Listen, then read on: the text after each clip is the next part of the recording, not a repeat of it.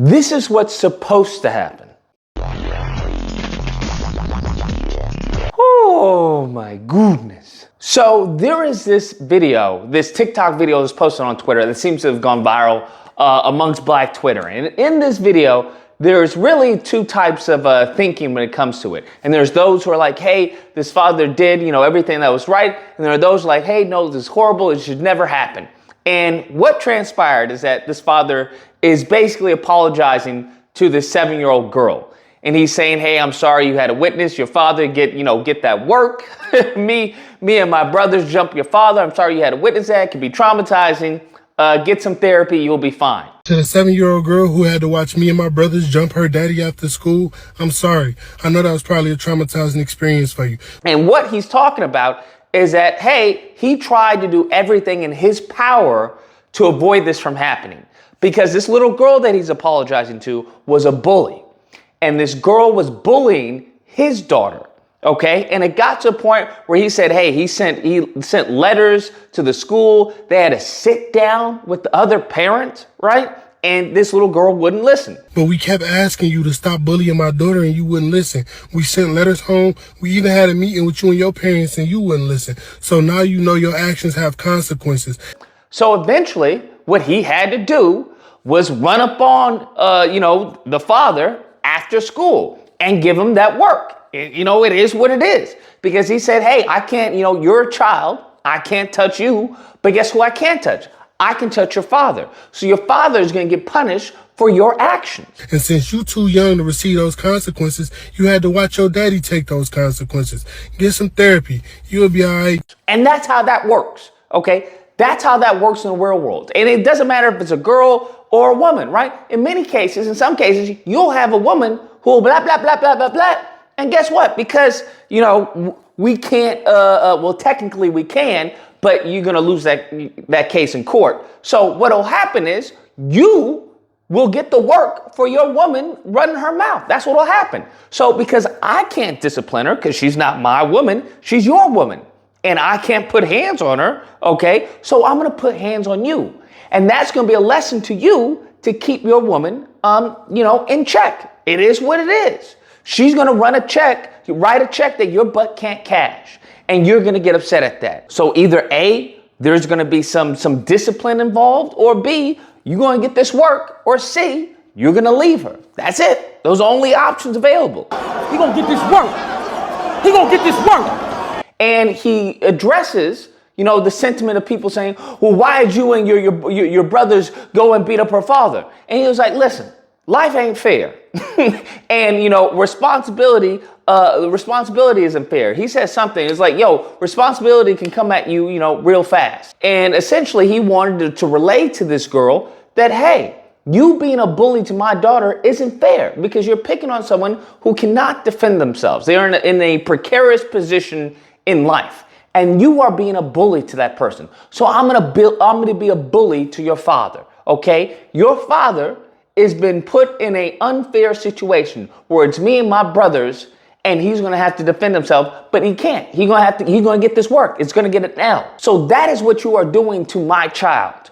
You are causing that amount of pain that I caused your father. You're causing it to my child. A lot of y'all keep asking why I didn't fight this man one-on-one.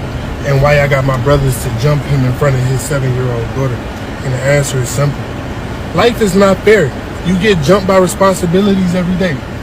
Bullying is not fair because you're picking on somebody that's essentially a weaker vessel and that's smaller than you. So I wanted to make sure she saw what it looked like when a fight is not fair and you don't have no choice but to let somebody jump you.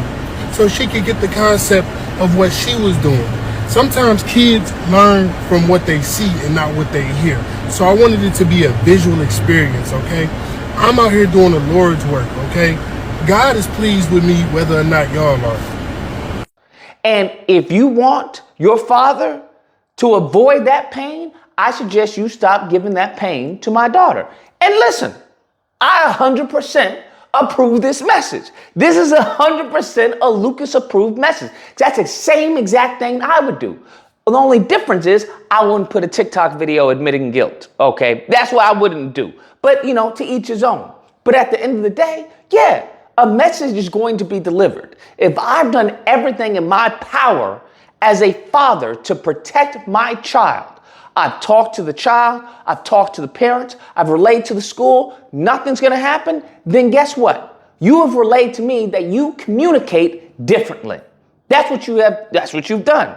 And we have a problem, okay? We have a failure in communication. That's what we have, and that's okay, because I'm an amazing communicator, okay? I'm an amazing communicator. There's some people you can just look at them, right? Some kids you can just look at them and they understand they did what they wrong. Some kids they need, and that's when they understand, oh, I did something wrong. Okay, that's fine. And the same thing goes for adults. The lessons never change. It's the same lesson as a child and the same lesson as an adult. It's the same lesson. I 100% approve this message. And to juxtapose this, for anyone who may disagree with what the father did, to juxtapose this little 10-year-old, okay, who's no longer with us. Do you want to know why? Yeeted, gone. He self-yeeted because guess what? He was being bullied constantly. And then we have these parents, right? You have the parents crying. I don't want to see that. I don't want to see that. The father cried, you know what? No father should have to go through this. The mother cried, oh, they would just bully him every day and every night, just bully him over his glasses. He was my little boy. He was my baby. He was the youngest one. Held him in my arms and